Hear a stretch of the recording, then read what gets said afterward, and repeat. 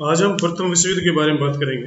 प्रथम विश्व युद्ध, उसकी घटनाएं और जो पीस सेटलमेंट हुए थे, शांति समझौते, उनके बारे में बात करेंगे। 1914 से 18 तक युद्ध होता है। मेरी बात डाली हुई है, थोड़ी सी डाल देती, थोड़ी सी की। और इसमें हम भाई एक बात कहते हैं कि युद्ध के बारे में एक बात कही जाती है कि अत्यंत उच्च स्तर पर लड़े गए इस युद्ध में पहली बार गोरी, पीली, काली, गोरी जातियों ने एक दूसरे की हत्या करने में भाग लिया और इस युद्ध की लपटें शीघ्र ही पूर्व, पश्चिम, उत्तर, दक्षिण, जल, भूमि, आकाश सब और फैल गई। यानी इतने बड़े स्तर पर ये विश्व में पहली बार कोई युद्ध लड़ा गया और बहुत जल्द ही सारा संसार इस युद्ध की चपेट में आ गया।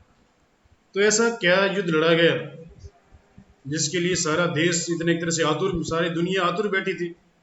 भाई वो तो कहते हैं ना कि मतलब चिंगारी, यानी वो कहते हैं बारूद का ढेर था, उसे बस चिंगारी पड़ने की बस देर थी। तो वैसी कंडीशन हमें प्रथम विश्व युद्ध के दौरान दिखाई पड़ती है। इसमें एक तरफ जहां रूस, फ्रांस, इंग्लैंड, सर्बिया, बेल्जियम, तो दूसरी ओर जर्मनी, ऑस्ट्रिया, और उसके बाद फिर इटली और अमेरिका, रूस, फ्रांस की, इंग्लैंड, फ्रांस की तरफ चले गए और जर्मनी की तरफ तुर्की और बुल्गारिया ये थे, और ऑस्ट्रिया उसके पक्ष में चले जाते हैं। तो ये न केवल भूमि पे लड़ा गया, न केवल जमीन पे लड़ा गया, बल्कि आकाश में भी ये लड़ा गया और एक देश में नहीं बल्कि महाद्वीपों में लड़ा गया। एक तरह से एशिया, अफ्रीका, यूरोप सभी जगह ये युद्ध लड़ा जाता है। तो इसलिए इसे अमेरिका जब सब जगह भी लड़ा गया, इसलिए इसको एक तरह से प्रथम विश्व युद्ध की बात कही गई। एक तरह से प्रसिद्ध इतिहासकार J.A.R. मैरियट, वो कहते हैं कि इसके लिए बिस्मार्क की नीतियां उत्तरदायी थी। यदि बिस्मार्क ने 1898 में ऐसी भविष्यवाणी कर दी कि तो इसमें कोई आश्चर्य की बात नहीं हुई, क्योंकि 1898 में बिस्मार्क ये समझ गया था कि जो बीज उसने बर्लिन की कांग्रेस में बोए हैं उनका शीघ्र ही विध्वंसक फल निकलेगा। और यही बात है कि 1898 में बिस्मार्क ने भविष्यवाणी की थी, क्योंकि वो कहता है कि विश्व युद्ध होगा मगर मैं नहीं देख पाऊंगा, तुम लोग देखोगे, और पश्चिम एशिया से शुरू होगा। बिस्मार्क के बारे में हम आगे चलकर बात करेंगे कि ऐसी कौन सी बातें थी जिसकी वजह से बिस्मार्क को ये घोषणा करनी पड़ी। 1870-71 में जो फ्रांस और पर्शिया बीच में युद्ध हुआ, उसके बाद से फिर लोग बहुत सारी गुप्त संधियां करने लग जाते हैं। वो भी एक बहुत बड़ा रीजन है, उसके बारे में हम बात करेंगे। तो बहुत सारे रीजन हमें देखने को मिलते हैं। तो उसमें हम पहली बात तो हम ये कहते हैं कि भाई बहुत सारी गुप्त संधियां होती हैं, तो यूरोप दो गुटों में बट जाता है और ये जो बंटवारा था ये एक तरह से विश्व युद्ध को संभावित कर देता है। 1879 में जर्मनी और ऑस्ट्रिया के बीच में द्विराष्ट्रीय संधि होती है और 1882 में इटली और शामिल रहता है, तो इसको ट्रिपल अलायंस कहते हैं। पहली बार संधि ये थी कि मतलब इन दोनों के ऊपर कोई भी तीसरा देश या चौथा देश आक्रमण करता है तो ये आक्रमण इन तीनों के ऊपर लागू हो जाएगा, तो सभी उसकी सहायता करेंगे जिसके ऊपर आक्रमण हुआ है, और जो आक्रमणकारी है उसको भगाएंगे फिर यहाँ से। इसी प्रकार से इस संधि के पीछे सबसे बड़ा जो माइंड था उसमें बिस्मार्क का था, और 1890 में जब बिस्मार्क का पतन होता है तो जर्मनी में कोई ऐसा सूझबूझ वाला समझदार व्यक्ति नहीं मिल पाता है जो दोबारा जो इस तरह के उस तरह के हालात में पूरे विश्व को अलग थलग रखे। क्योंकि जब हमने जर्मनी का एकीकरण पढ़ा था तो बिस्मार्क की जो सबसे बड़ी जो नीति है वो यही थी कि मतलब भाई सारे, जब आपको किसी देश के साथ युद्ध करना है तो आप दूसरे देशों के साथ तो आप समझौते कर लो, मगर उस देश को अकेला कर लो। तो जो अकेला करने की नीति थी ये बिस्मार्क ने उसमें खूब रखी, और बिस्मार्क के पतन के बाद जर्मनी अब विश्व जो राजनीति है उसको कंट्रोल नहीं कर पा रहा है। और यही रीजन है कि मतलब भाई अब जर्मनी पावरफुल तो है मगर व्यवस्था वैसी नहीं रहती है कि दूसरे देशों को कंट्रोल कर सके।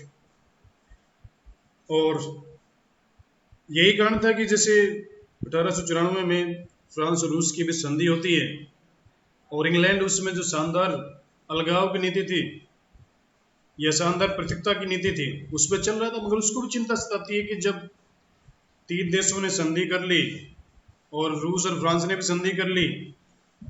पहले रूस और फ्रांस की संधि नहीं हो पा रही थी 1894 से पहले, क्योंकि बीच में हमेशा फांस अड़ाता था बिस्मार्क। मगर अब बिस्मार्क के पतन के बाद रूस और फ्रांस की संधि होती है और फिर आगे चलकर इस संधि में 1907 में रूस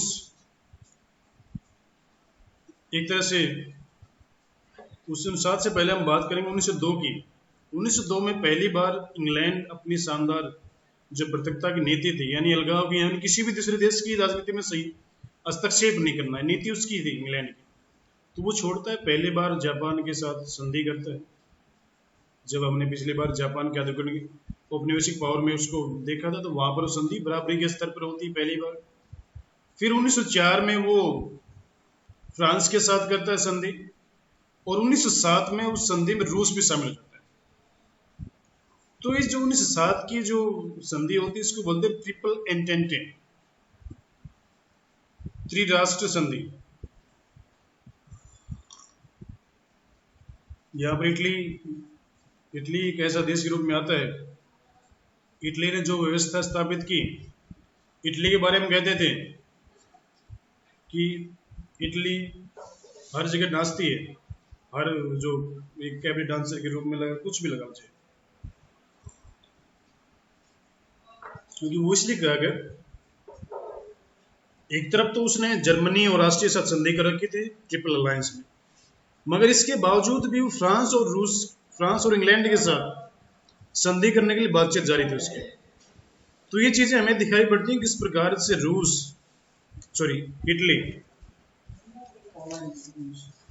इटली एक तरह से महत्वपूर्ण तरीके से कहते कि पूरे संसार में एक ऐसा माहौल पैदा कर देता है कि भाई पता नहीं एक राष्ट्र की कितने देशों के साथ गुप्त संधि है, और कितने इन गुप्त संधियों के डर से लगभग यूरोपीय सभी देश अपनी सुरक्षा के लिए संधि करनी शुरू कर देते हैं, चाहे वो भले एक दूसरी संधि में उसके खिलाफ हो।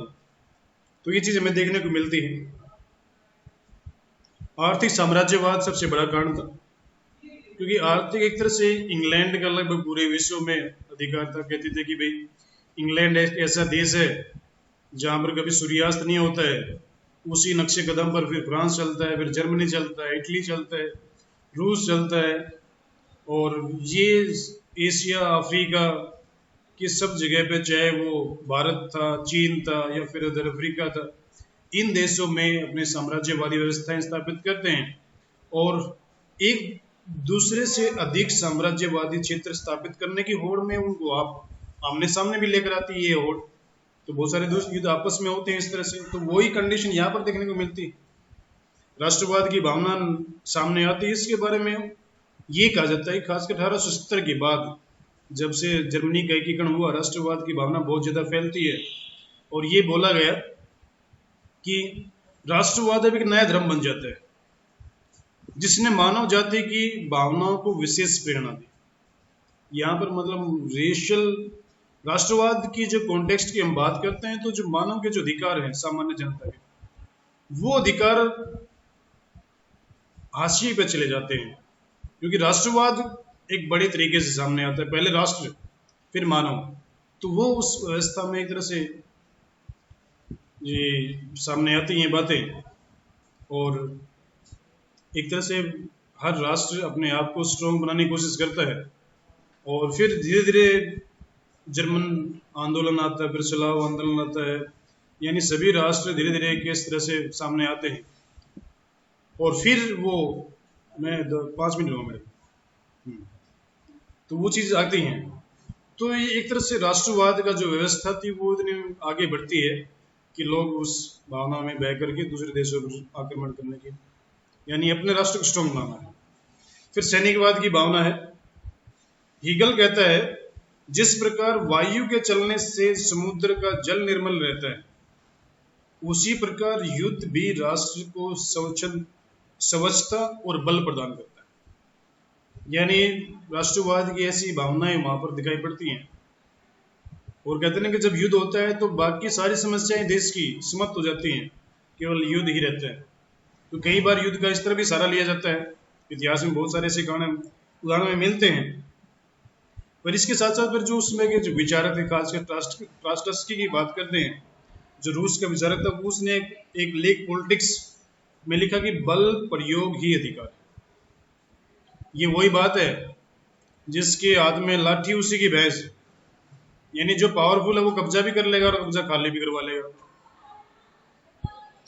तो इस सिद्धांत की प्रशंसा करता है। और फिर एक तरह से एस बी फे वो कहते हैं कि सैनिकवाद के दो पक्ष थे। पहला विभिन्न देशों की विशाल और शक्तिशाली सेनाओं का निर्माण, दूसरा था सैनिक अधिकारियों की शक्तिशाली श्रेणी की सिविल अधिकारियों पर हावी होना। यानी जो एडमिनिस्ट्रेशन है वहां पर सिविल जो ऑफिसर है उनके ऊपर अब सैनिक उनको कमांड करते हैं, कंट्रोल करते हैं। तो फिर 1871 में जर्मनी की विजय के बाद शस्त्रों की होड़ शुरू हो जाती है और फिर एक दूसरे के खिलाफ शस्त्र इकट्ठा करना इस युद्ध का एक मुख्य कारण बनते हैं। उस समय समाचार पत्रों ने भी काफी लोगों की भावनाओं को भड़काया और कहते हैं कि युद्ध का एक बड़ा कारण सभी देशों में समाचार पत्रों के द्वारा जनता की विचारधारा को दूषित करना था। यानी एक तरह से जो समाचार पत्र थे उन्होंने भी सिर्फ एक पक्ष को ही आगे बढ़ाया, यानी राष्ट्रवाद या फिर सब एक राष्ट्र की मानवता का स्तर वहां पर खत्म होता जाता है। तो समाचार पत्रों ने भी ये बात रखी और फिर लोकतंत्र बनाम साम्राज्यवाद, यानी साम्राज्य व तानाशाही को समाप्त करना है, चाहे वो जर्मनी की या राष्ट्रीय तानाशाही थी। और इंग्लैंड और फ्रांस अपने आप को लोकतंत्र कहते हैं, मगर ये अपने साम्राज्यवाद को देखते नहीं। वो भी एक तरह से तानाशाही थी, चाहे वो अफ्रीका की बात है, इंग्लैंड की बात, सॉरी एशिया की बात है। तो इन देशों ने जहां पर वो कब्जे कर रखे थे, मगर इन्होंने युद्ध को एक तरह से लोकतंत्र यानी लोकतंत्र की रक्षा के लिए इंग्लैंड, फ्रांस, अमेरिका सामने आए हैं। और तानाशाही यानी जर्मनी और ऑस्ट्रिया, ये तानाशाही इनको रोकना जरूरी है, मगर अपने साम्राज्यवाद को। मगर ये तो जो होड़ थी, इस होड़ ने भी हालात ऐसे पैदा कर दिए। और फिर दूसरी बात यह कि कोई अंतर्राष्ट्रीय संस्था वहां पर थी नहीं, जिस तरह से आज यूएनओ है। हालांकि संयुक्त राष्ट्र भी बनता है, मगर वो भी इस युद्ध के पश्चात, मगर उसको इतने अधिकार नहीं होते हैं तो प्रभावी नहीं रह पाता है। फिर कई संकट आते हैं जिन संकटों ने एक तरह से दिखाया। मोरक्को संकट आता है 1905 में, बोनसिया 1908 में आता है, फिर अगादिर का जो संकट 1906 में आता है। अल्सेस और लारेन के क्षेत्र थे जो एक तरह से 1870 के बाद युद्ध में अल्सेस और लारेन के जो क्षेत्र थे जर्मनी ने अपने अधीन कर लिए थे। अब फ्रांस उनको चाहता है फ्रांस के क्षेत्र थे वो वापस मिले, वो भी एक इशू बनता है। और फिर 1911 में बाल्कान युद्ध होते हैं। बाल्कान युद्ध में एक तरह से ये ट्रिपोली जो राष्ट्र था उसके मुद्दे पर लड़े गए, इटली और तुर्की के बीच में, जिसमें तुर्की की हार होती है। और तुर्की की हार के बाद 1912 में सर्बिया, बुल्गारिया और यूनान के बीच में कई समझौते होते हैं। और तुर्की के सुल्तान द्वारा मैसिडोनिया पर किए गए अत्याचारों के कारण बाल्कान राज्यों को मौका भी मिल जाता है और आपस में मिलकर तुर्की के विरुद्ध घोषणा करते थे, और इसे ही बाल्कान युद्ध कहते हैं। और इसका उद्देश्य था मैसिडोनिया के लोगों को तुर्की के अत्याचारों से मुक्त करना। तुर्की को उसमें कहते हैं कि एशिया का मरीज, यूरोप का मरीज कहते हैं तुर्की। और टर्की के मुद्दे को लेकर के आगे एक तरह से युद्ध के बादल छा जाते हैं। और 1913 में फिर लंदन की संधि होती है, जिसे मैसिडोनिया के कुछ क्षेत्र बाल्कान राज्यों को मिल जाते हैं और अल्बानिया को स्वतंत्र राज्य घोषित कर देते हैं। और अल्बानिया राज्य की स्थापना से सर्बिया के आगे विस्तार का राष्ट्र बंद हो जाता है। और यही एक तरह से यूनान और सर्बिया यानी बुल्गारिया ने 1913 में फिर यानी बाल्कान युद्धों ने एक तरह से छाया 1911 से लेकर 1913 के बीच में जो युद्ध होते हैं बाल्कान क्षेत्रों में, जो आजकल बल्गारिया है, यूनान है, उन क्षेत्रों में, यूगोस्लाविया है जो आज क्षेत्र, वहाँ वो बाल्कान राष्ट्र बोले जाते हैं। तो वहाँ पर जो 2 साल का युद्ध होता है वो कहते हैं कि छाया थी एक तरह से। और फिर विलियम केसर, जर्मनी का जो बेस्ट एक तरह से जो शासक है, उसकी भी महत्वाकांक्षा थी, वो अपने आप को एक तरह से पूरे विश्व का विजेता बनाना चाहता है। तो वो भी कहीं ना कहीं एक तरह से महत्वाकांक्षा रखता है कि हर मामले में टांग अड़ाता है और तनाव बढ़ जाता है। उसने बहुत सारे उत्तेजक भाषण दिए जिसकी वजह से तनाव बढ़ जाता है। और इसी तनाव में एक घटना होती है 1914 में, और उस घटना के पश्चात युद्ध शुरू हो जाता है। आर्क ड्यूक फर्डिनेंड ऑस्ट्रिया के सम्राट फ्रांसिस जोसेफ का भतीजा था, और फ्रांसिस जोसेफ के एकमात्र पुत्र यानी जो राजा का बेटा है वो मर चुका पहले से ही। अब फर्डिनेंड यानी जो उसका भतीजा राजा का, वो युवराज, यानी आगे चलकर वही राजा बनेगा। और 1900 में इस राजकुमार की एक शादी होती है, सोफी चेटेक नामक सुंदर महिला से शादी होती है, प्रेम विवाह करते हैं लोग। और अपने प्रेम विवाह की 15वीं वर्षगांठ पर वो बोस्निया की राजधानी सराजेवो में अपनी पत्नी के साथ जाता है। और वहां पर सर्बिया का निवासी, सर्बिया और ऑस्ट्रिया के आपस में दुश्मनी है, सर्बिया निवासी प्रिंसिप 2 गोलियां मारता है युवराज और उसकी पत्नी, और दोनों की ऑन द स्पॉट मृत्यु हो जाती है। और युवराज की खबर पहुंचते ही ऑस्ट्रिया भड़क जाता है, और जर्मनी ने ऑस्ट्रिया को सहयोग देने का वायदा कर दिया। ऑस्ट्रिया सरकार ने सर्बिया को चेतावनी दी कि आर्क ड्यूक के हथियारों को शीघ्र बंदी बनाकर ऑस्ट्रिया को सौंपा जाए उनको। 48 घंटे का अल्टीमेटम दिया। सर्बिया ने कुछ मांगे तो मान ली, मगर कुछ नहीं मांगी। और इसके बाद 28 जुलाई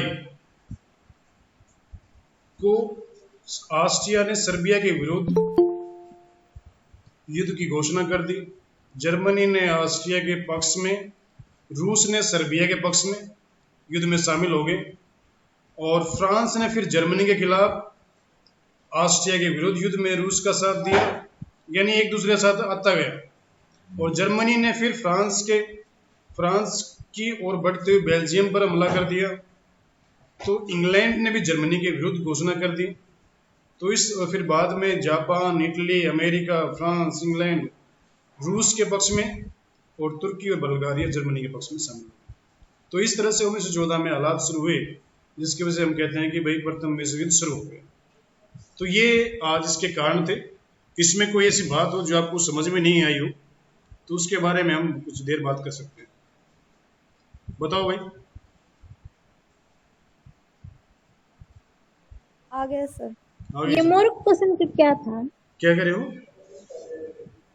मोर क्वेश्चन एक मैसेज लिख के भेजो, एक बार समझ में नहीं आया बात क्या करे, आवाज तुम्हारी कम आ रही है सर। मोरक्को संकट पूछ रही है सर। मोरक्को संकट 1905 में हुआ था। ये वही था कि इटली कंट्रोल करना चाहता है, और फिर वहीं पे कुछ एक तरह से अगर हम देखते हैं इसको, यानी कि मोरक्को में बहुत सारे एक तरह से उपद्रव होते हैं। फ्रांस रोकने की बात करता है उसको, फ्रांस उसके ऊपर कंट्रोल करना चाहता है मोरक्को के ऊपर। और मोरक्को फिर धीरे धीरे फिर एक तरह से जर्मनी वहां पर आ जाता है। वो कहता है कि मोरक्को का अपना भाई स्वतंत्र अस्तित्व हो। तो जर्मनी और फ्रांस जिनकी लड़ाई यूरोप में है, वो इस लड़ाई को अफ्रीका में ले आते हैं, और युद्ध होने वाला ही होता है कि बच जाता है। बस संकट ये था कि मोरक्को को लेकर दोनों देश सामने सामने आ जाते हैं, मगर युद्ध नहीं हो पाता। मगर एक तरह से युद्ध जैसे हालात हमें देखने को मिल जाते हैं इसमें। तो ये था मोरक्को संकट।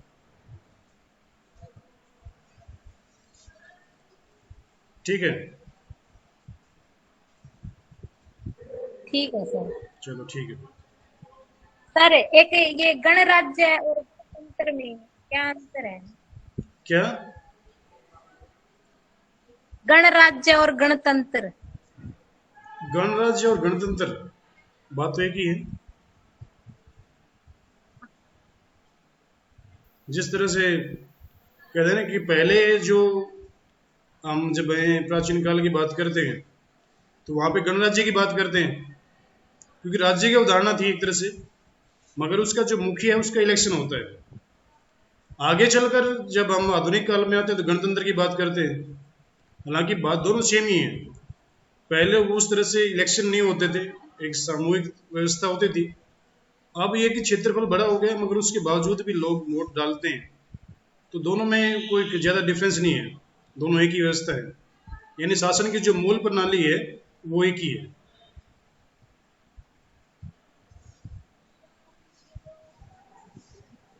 ठीक है सर। ठीक है।